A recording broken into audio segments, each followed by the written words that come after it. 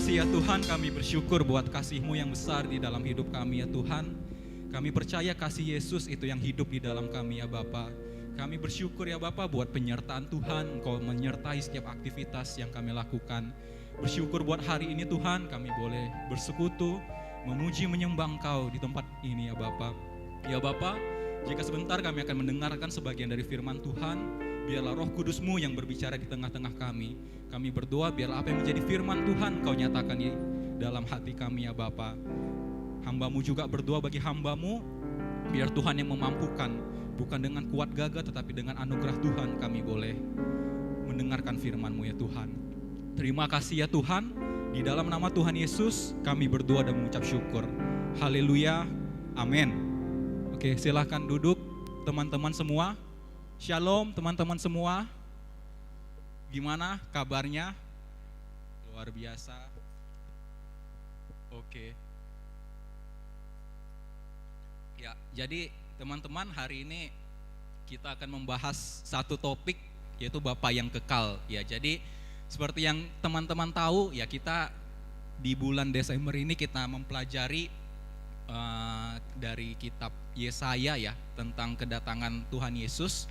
Ya, jadi ada beberapa topik ya yang udah kita pelajari dari awal bulan ya sampai akhir bulan ini.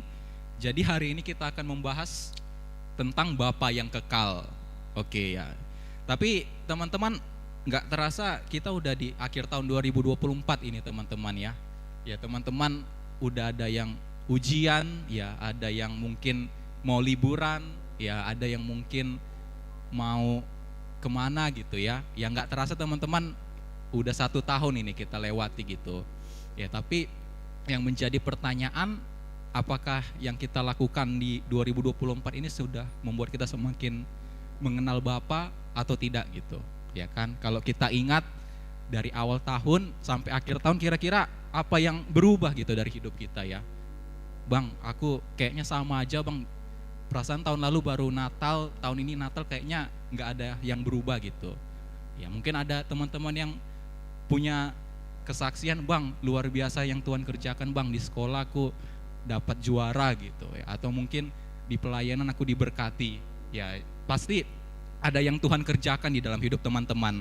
Ya tapi hari ini kita mau belajar kira-kira apa yang Tuhan mau kita terima gitu ya. Ya terkhusus apa yang mau Tuhan kerjakan yang melalui hidup kita ya untuk di tahun 2025 gitu ya. Khususnya ya supaya kita bisa semakin mengenal Bapa, ya kita bisa juga hidup kita semakin Tuhan pakai luar biasa ke depannya. Oke, jadi untuk hari ini kita buka sama-sama dari Yesaya 9 ayat 5. Yang bawa Alkitab boleh buka atau dari HP.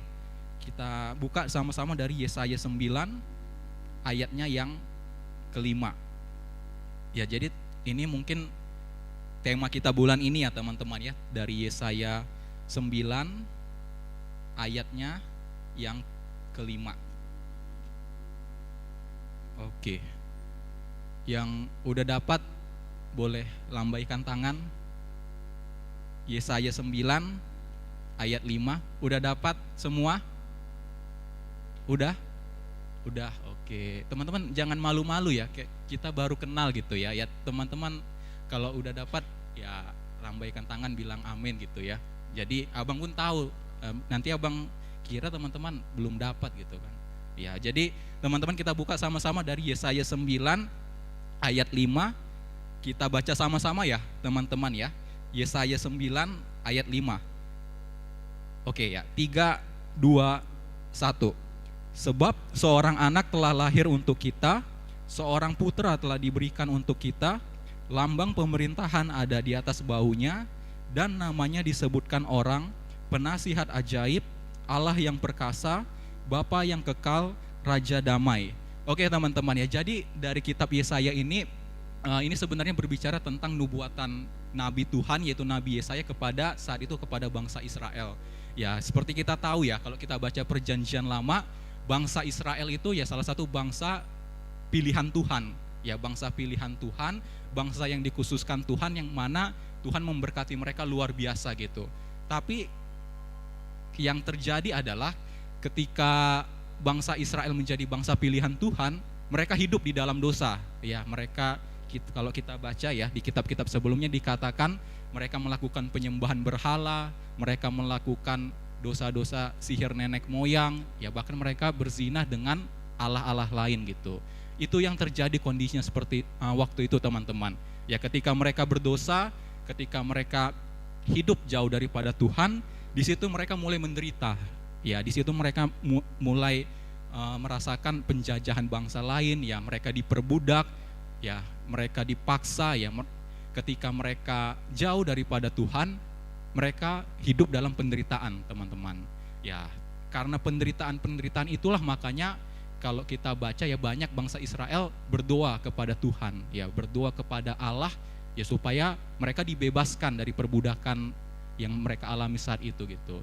Salah satunya ketika mereka berdoa Tuhan mendengar, Tuhan berbicara melalui nabinya, namanya Nabi Yesaya. Ya Nabi Yesaya katakan bahwa akan lahir Mesias, ya Mesias juru selamat yang akan membebaskan mereka ya dari perbudakan dan juga dari dosa-dosa mereka.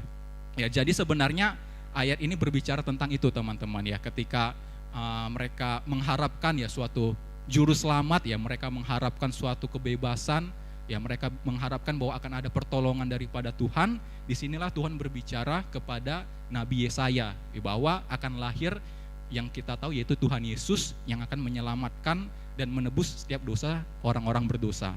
Ya jadi kalau kita baca teman-teman di ayat yang tadi bahwa dikatakan di ayat 5 Yesaya 9 ayatnya yang kelima yang tadi dikatakan, sebab seorang anak telah lahir untuk kita, seorang putra telah diberikan untuk kita, lambang pemerintahan ada di atas bahunya, dan namanya disebutkan orang penasihat ajaib, Allah yang perkasa, Bapa yang kekal, Raja damai.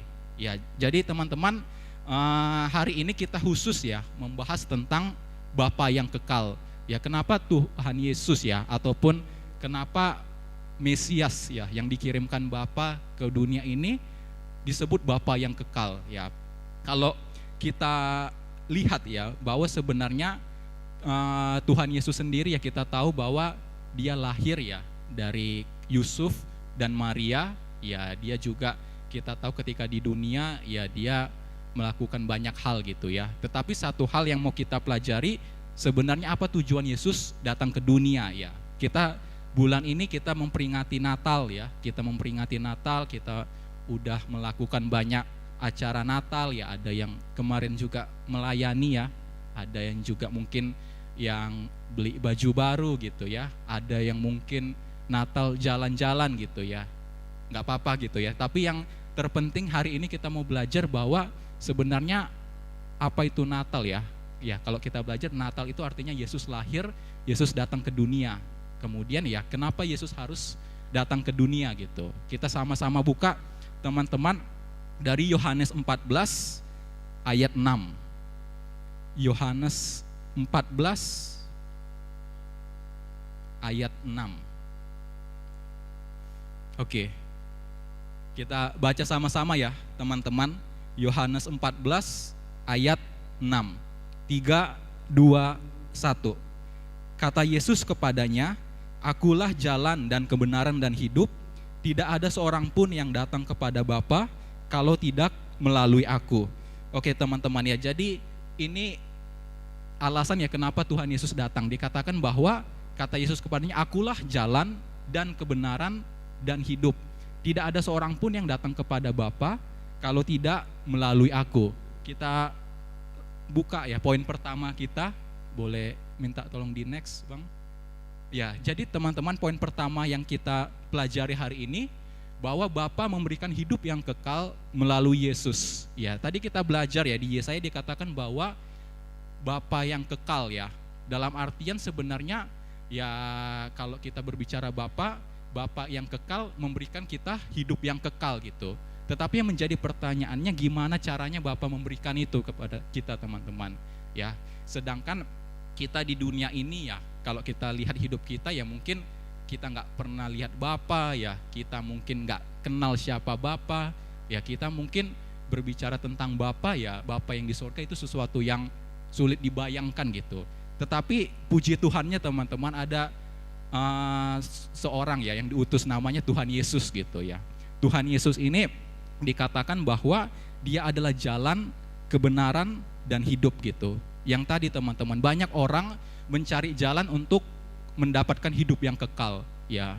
Mereka melakukan banyak hal gitu ya. Kalau kita lihat mungkin ada ritual-ritual ya, harus melakukan ibadah ini berapa kali sehari, harus mungkin mendapatkan kekayaan, mungkin harus dia jadi orang yang terpandang, terpintar, supaya dia berharap dengan keberhasilan, dengan kehebatannya dia bisa memperoleh hidup yang kekal nantinya gitu ya. Atau mungkin dengan kebaikan ya, banyak orang berharap dengan kebaikan ya, dengan hal-hal yang dia lakukan dia bisa memperoleh hidup yang kekal ya. Tetapi firman Tuhan katakan bahwa ya ketika kita berbicara hidup yang kekal ya nggak cukup hanya itu aja teman-teman. Makanya kalau kita baca tadi dikatakan bahwa Bapa memberikan hidup yang kekal melalui Tuhan Yesus Kristus gitu ya. Tidak ada satu orang pun di dunia ini ya bisa datang kepada Bapa kalau tidak melalui Tuhan Yesus ya. Kenapa? Karena Tuhan Yesus berasal dari sorga. Tuhan Yesus sendiri anak Bapa yang diutus ke dunia ini ya untuk menebus dosa-dosa kita gitu ya. Melalui Tuhan Yesuslah kita diampuni dosa-dosa kita, kita disucikan, kita dikuduskan, sehingga kita bisa tahu ya bagaimana pribadi Bapa ya, bagaimana kita bisa datang kepada Bapa, dan di akhir hidup kita bisa memperoleh hidup yang kekal. Makanya Tuhan Yesus katakan yang tadi, akulah jalan, akulah kebenaran, akulah hidup gitu. Kalau kita mau memperoleh hidup yang kekal ya, atau kita mau memperoleh pengetahuan ya tentang Bapa yang kekal, salah satu-satunya jalan hanya melalui Tuhan Yesus teman-teman. Ya teman-teman, sepintar apapun teman-teman ya, sehebat apapun teman-teman, pasti tidak bisa ya memahami lah tentang Bapa yang kekal, karena teman-teman ya tidak pernah melihat, tidak pernah tahu gitu ya. Tetapi teman-teman ya terima Tuhan Yesus, percaya kepada Tuhan Yesus, ya teman-teman diselamatkan. Dengan cara itulah teman-teman bisa ya mengenal Bapa yang kekal dan juga memperoleh hidup yang kekal di dalam hidup teman-teman. Makanya kita memperingati hari ini ya, bulan Desember, yaitu bulan Natal ya, tujuannya supaya kita mengingat kembali gitu apa yang Tuhan Yesus kerjakan di dalam hidup kita gitu, bahwa dengan kelahiran Tuhan Yesus ke dunia ini, dengan kedatangan Tuhan Yesus ke dunia ini, kita beroleh jalan gitu ya, kita beroleh jalan kepada keselamatan, kita juga beroleh jalan ya supaya kita bisa datang kepada pribadi Bapa yang kekal gitu ya, melalui siapa? Melalui Tuhan Yesus ya. Jadi teman-teman ya, itu yang pertama yang kita pelajari tentang ya Bapa yang kekal. Kemudian yang menjadi pertanyaan teman-teman, ya setelah kita menerima hidup yang kekal, ya kita semua percaya Yesus nggak di dunia, di sini semua? Yang percaya sama Tuhan Yesus boleh lambaikan tangan. Oke, ya. Firman Tuhan katakan kalau teman-teman percaya kepada Tuhan Yesus, teman-teman memperoleh hidup yang kekal. Itu firman Tuhan yang katakan, ya. Jadi pertanyaan selanjutnya setelah kita menerima hidup yang kekal, apa yang harus kita lakukan gitu? Ya kan? Kita percaya kita diselamatkan, tapi kan hidup kita nggak berakhir teman-teman, ya kan? Kita masih sekolah, kita masih mungkin sama teman, ya mungkin bertahun-tahun, ya kan? Mungkin kita nggak langsung kembali ke surga, ya. Apa yang harus kita lakukan gitu kalau kita ya telah menerima ya hidup yang kekal itu gitu? Sama-sama kita buka teman-teman dari Yohanes 14 ayat 12. Yohanes 14 ayat 12. Oke.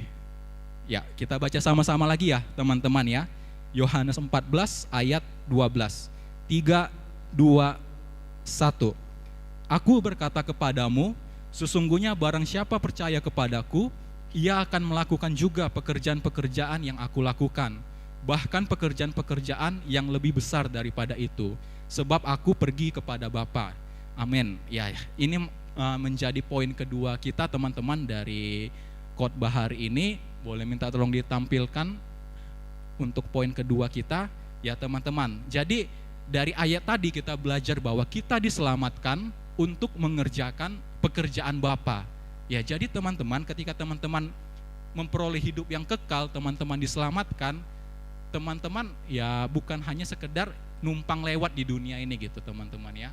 teman-teman ya udahlah bang, nggak apa-apa lah, yang penting makan ya bisa hidup, nanti kan masuk surga bang.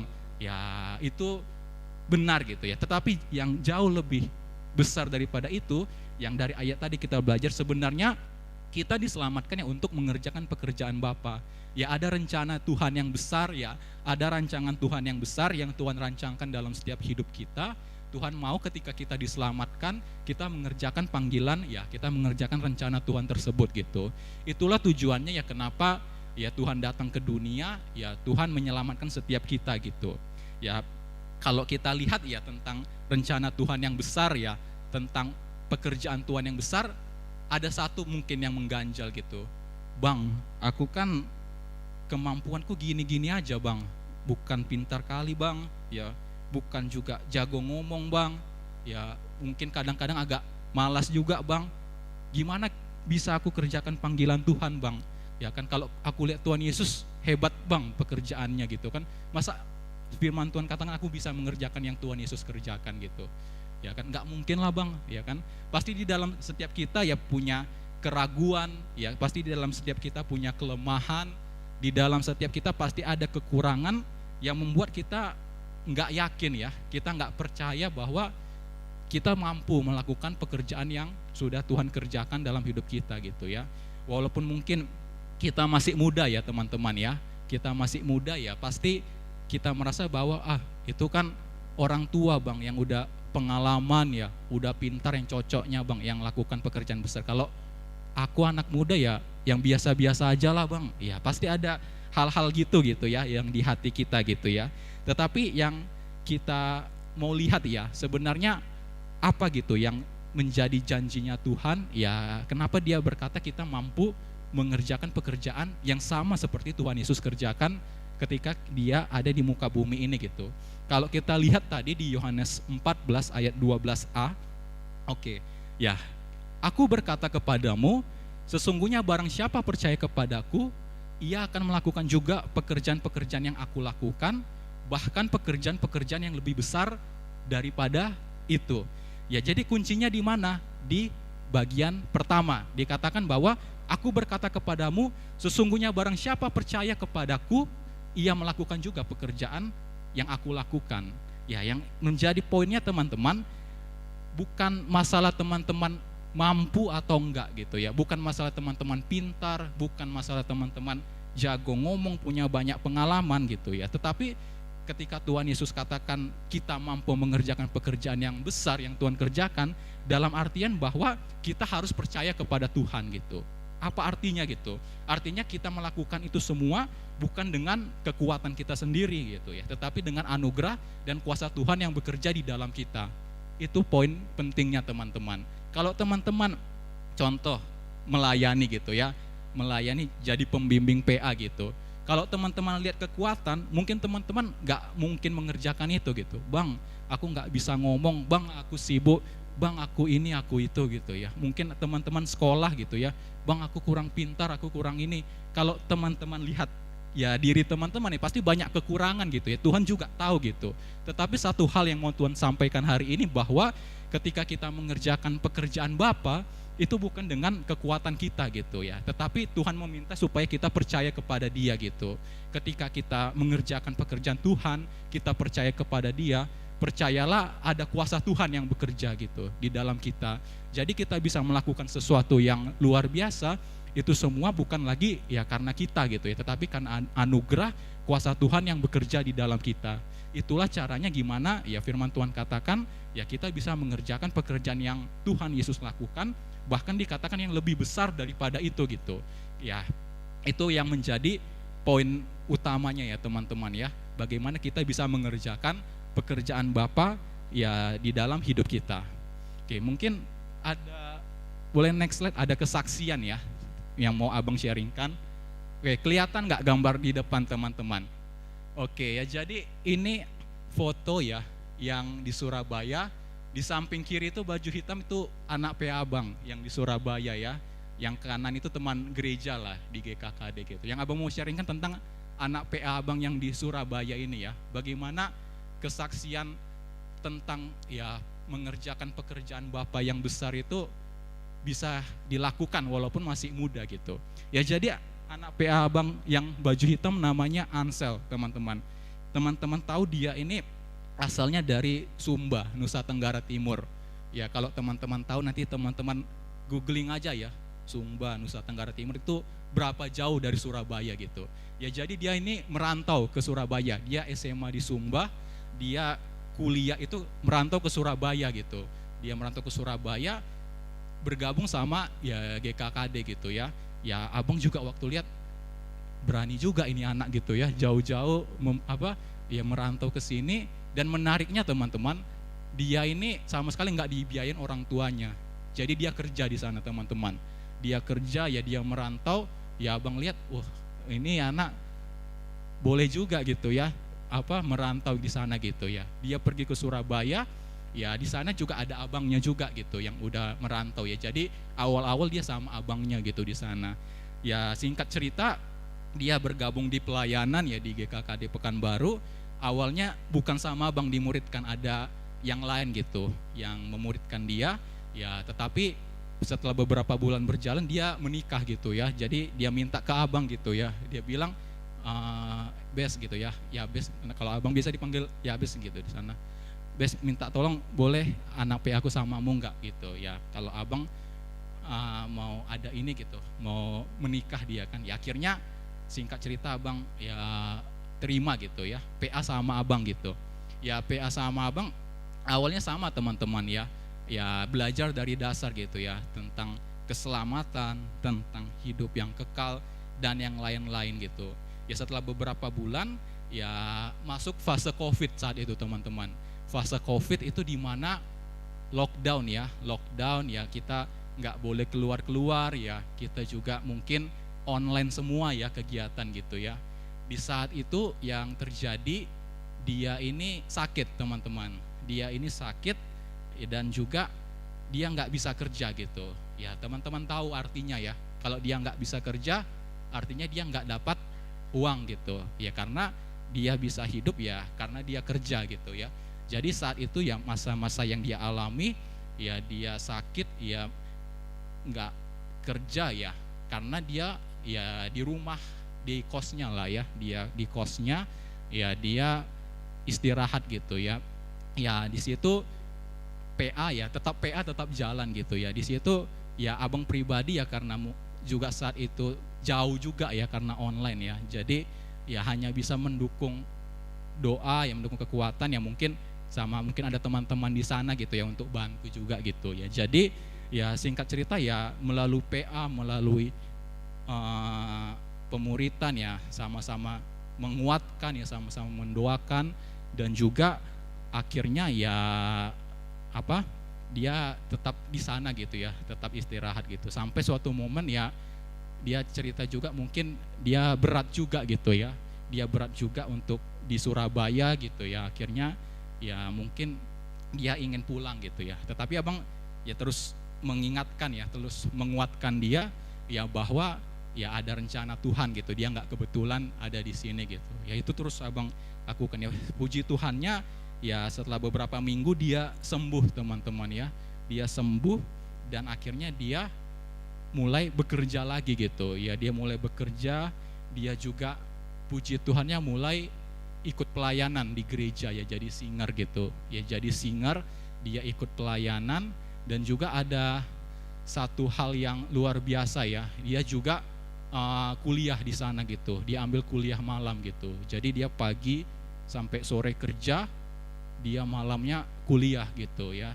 Ya jadi abang lihat ya luar biasa juga gitu yang dia lakukan juga gitu. Sampai sekarang sudah semester 5 gitu dia, ya kan, hanya dengan ya penyertaan Tuhan ya. Abang jadi saksi hidupnya gitu, bahwa yang tadi teman-teman ya, bahwa ketika kita mengerjakan panggilan Bapa, panggilan Tuhan dalam hidup kita, kalau kita lihat dengan kekuatan sendiri pasti kita nggak mampu teman-teman ya, pasti kita mundur, pasti kita keluar gitu.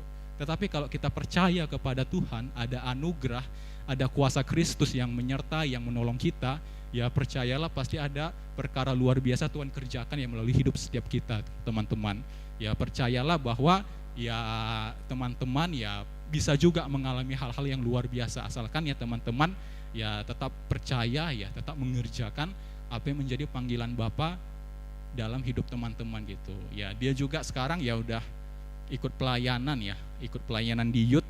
Dia juga jadi wakil ketua persekutuan juga, persekutuan daerah gitu.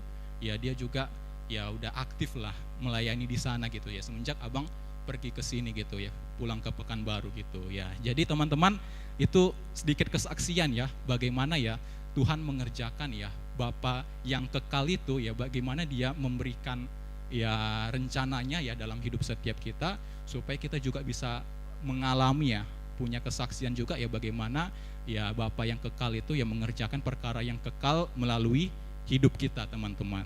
Ya kita next ke poin terakhir. Oke ya teman-teman, jadi dari khotbah siang ini ada 2 poin ya teman-teman yang kita mau pelajari ya. Yang pertama, Bapa memberikan hidup yang kekal melalui Yesus ya. Kita semua tadi udah angkat tangan, kita percaya Tuhan Yesus adalah Tuhan dan Juru Selamat, kita memperoleh hidup yang kekal. Yang kedua, yang selanjutnya, kita diselamatkan untuk mengerjakan pekerjaan Bapa. Ya apapun kondisi teman-teman saat ini, yang sekolah, yang kuliah, maupun yang kerja, percayalah Tuhan punya rencana yang besar dalam hidup setiap teman-teman gitu. Ya, yang menjadi pertanyaan, apakah teman-teman mau mempercayakan hidup teman-teman ya ke tangan Bapa, atau teman-teman masih mau berjalan dengan kekuatan teman-teman sendiri. Firman Tuhan katakan kalau kita percaya kepada Bapa, kita mampu mengerjakan pekerjaan yang Tuhan Yesus lakukan, bahkan lebih daripada itu. Biarlah siang hari ini teman-teman ya kita bisa menyadari ya, kita juga bisa melihat ya hidup kita percaya di 2025 ya ada ya Tuhan yang mau kerjakan di dalam hidup kita gitu ya, baik di sekolah kita, di kuliah, di pekerjaan maupun di pelayanan kita nanti. Oke, abang undang tim praise and worship maju ke depan. Kita akan menutup sesi khotbah kita. Oke, abang juga mengundang teman-teman untuk bangkit berdiri. Kita akan menaikkan sebuah lagu.